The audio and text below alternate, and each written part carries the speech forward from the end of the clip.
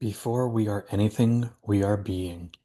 But somewhere along the way, we begin becoming versions of ourselves, shaped by eyes not our own.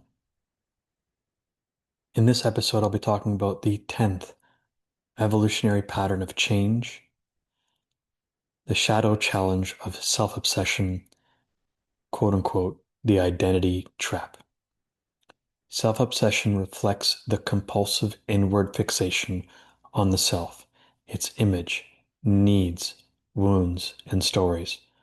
Under the influence of this shadow challenge, the self becomes the central reference point of all thought and action. But this is not true self-awareness. It's a defense mechanism rooted in fear, self-rejection, or trauma. At this level, there is a fragmented identity, over-identified with roles, appearances, or spiritual personas. The unconscious belief is that we are separate, that our suffering makes us unique, and that no one can truly understand us. Even our healing work becomes an identity project. This 10th shadow of self-obsession is subtle at first. It masquerades as self-care or self-love, but keeps reinforcing a loop of internal narration, comparison, and judgment. People in this state may appear hyper self-conscious or disconnected from others, obsessed with their progress, purpose, or image. Often, the more spiritual or awakened one becomes, the deeper this subtle self-fixation can burrow. In order to bring this understanding home, here is a short parable called The Mask Maker's Daughter. Point, please close your eyes and visualize the story I am about to share. In a mountain village known for its beautiful masks lived a young girl named Ela, the daughter of the village mask maker. From the moment she could walk, Ela was given a new mask every year. A smiling one for obedience, a glittering one for talent, a noble one for leadership. Each mask earned praise, but each year Ela felt more invisible underneath them. One day, while exploring the forest alone, Ela stumbled upon a pond. She leaned in, but the surface did not reflect her. Instead, it reflected every mask she'd ever worn. Floating one by one on the water, confused and frightened, she reached into the water to touch her face, only to find that she couldn't feel her own skin, only smooth porcelain. Panicked, she tore off the masks, but beneath them there was no face at all, just silence, emptiness, and then stillness. From the silence came a whisper, not from the forest, but from within. You are not your image. You are the space it hides.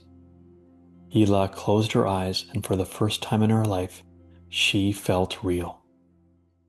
This is the essence of this 10th evolutionary pattern of change, the quiet crisis of identity that almost everyone walks through, some for years, some for lifetimes.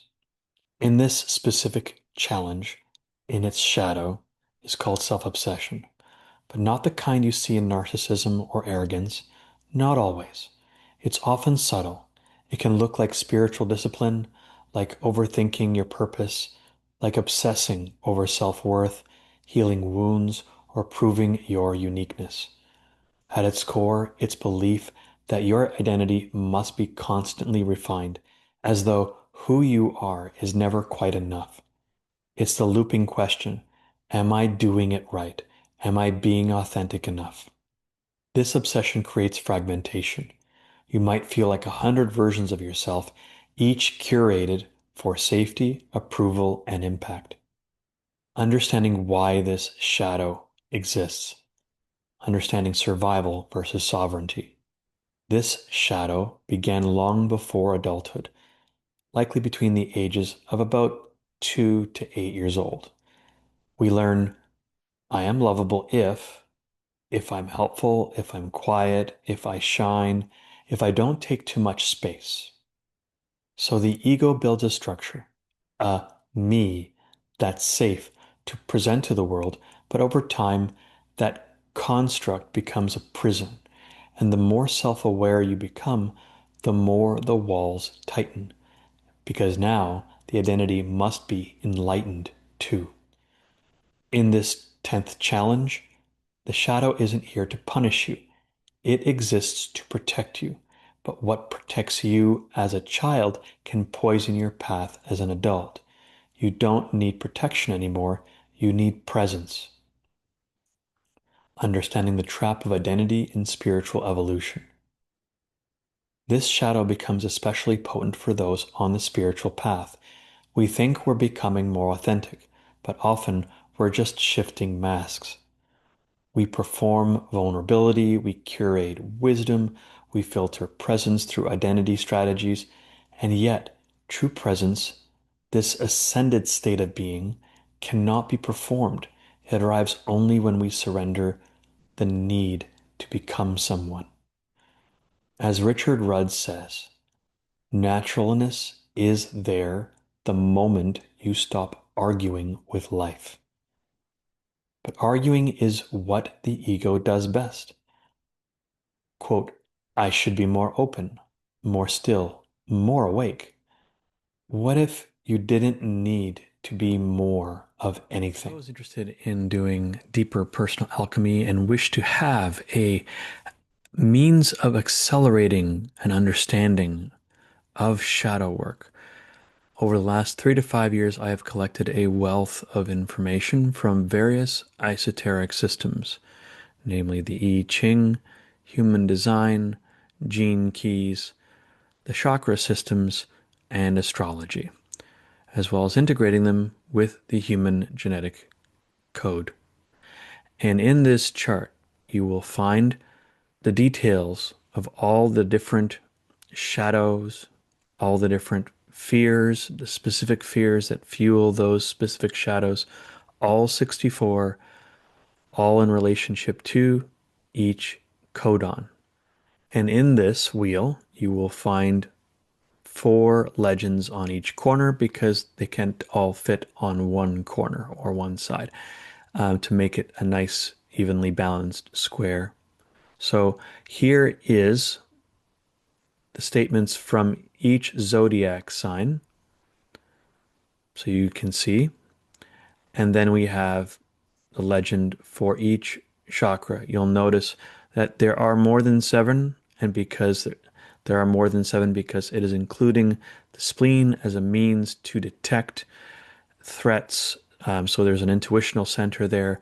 There's also a center of willpower called the thyroid, because when we are born, the thyroid is literally almost, if not as big as our heart. So we have to accommodate that.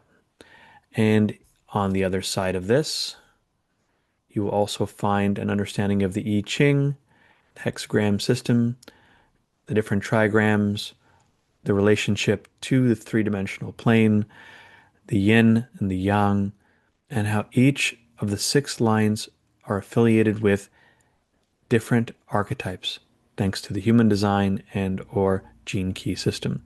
And lastly, you will also find the human genetic sequence chart for all the amino acids associated with the human genetic code.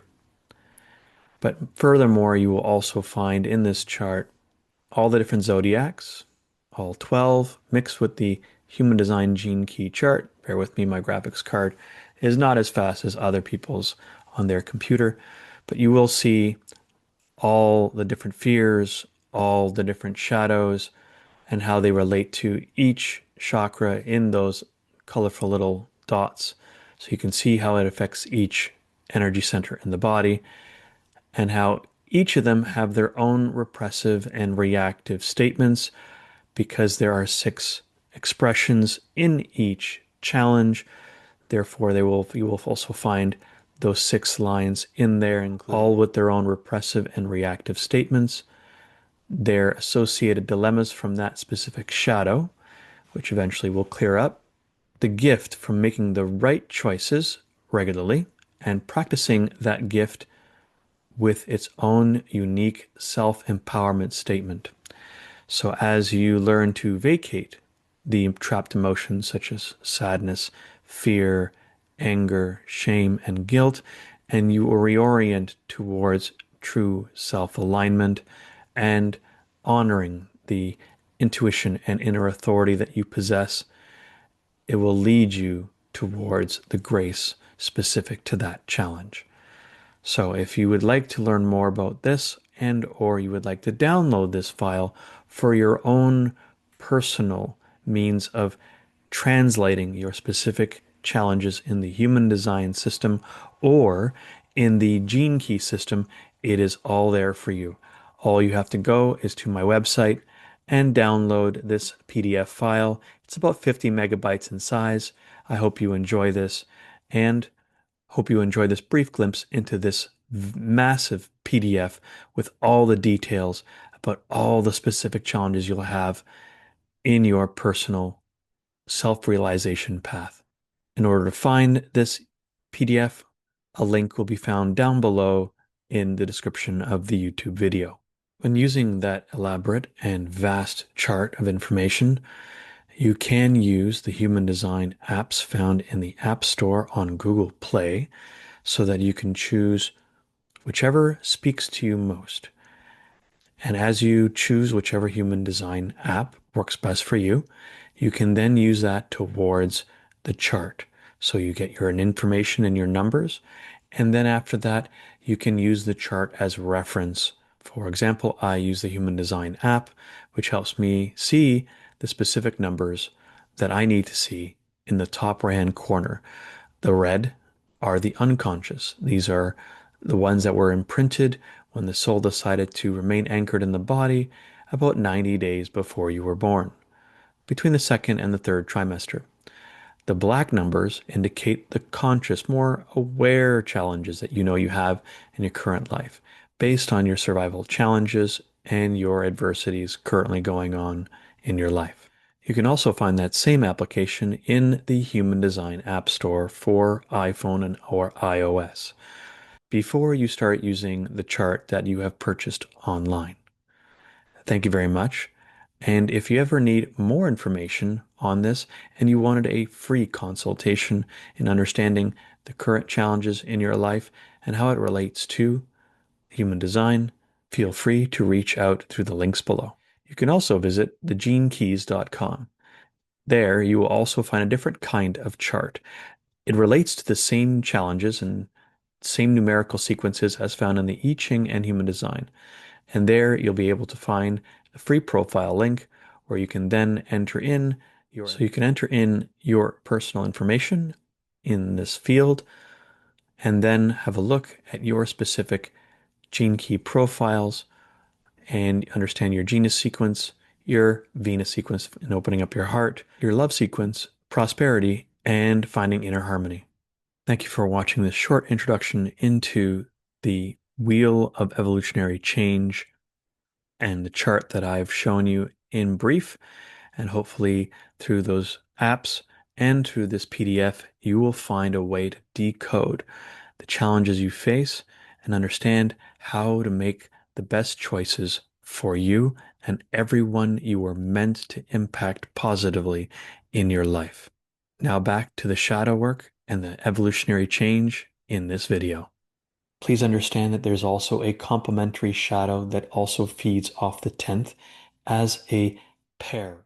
And this other shadow is the shadow of dullness and the fear of polarity, where the repressive nature can either be empty and the reactive as extremist. Because in that specific challenge, in the 15th evolutionary pattern of change, is the dilemma of comfort. And you'll likely notice how the ego fear of self-guidance can also play on the fear of polarity, meaning the extremes in repression or reaction, and how the shadow of dullness and the shadow of self-obsession feed off each other. Understanding the importance of shifting from fear to grace. At the root of this challenge is fear. Fear that if you stop shaping yourself, you'll disappear. Fear that stillness means emptiness, that surrender means failure. But these are illusions born from the identity trap. There is something on the other side of that fear. Not just peace, not just freedom, but grace. Grace is what meets you when you stop performing, when you step back into your original frequency, when you finally remember you are not a character, you are a current of divine creation. This 10th challenge is not just about healing identity, it's about embodying the courage to stop seeking and instead start radiating. In this channel, we won't race to bypass the shadow. We will walk with it. We'll explore the archetypes, the inner voices, the repressed and reactive patterns. We'll unravel what you thought you were until only presence remains. Thank you for watching this video in its entirety. So if this resonated with something deep inside you, welcome. You're exactly where you're meant to be. In the description below, you'll find more information. You will find my contact information through email, my website link, as well as meetup group links so that you can find free support in divination systems, emotional intelligence and self-mastery and regulation, emotional trauma release group with free resources. And if you're not interested in joining groups, you can also access the resources free from my archive page on my website. Thank you again for watching this video in its entirety. I hope this really helped you understand the identity trap and the path back to being who you are. I look forward to serving you in subsequent videos on the other 64 patterns of evolutionary change. Feel free to comment below all the different roles you played that you thought you were, or comment below how you found presence and how you shifted to allowing your presence and authentic nature to flow out of you again. God bless you on your path. Namaste and good life to you all.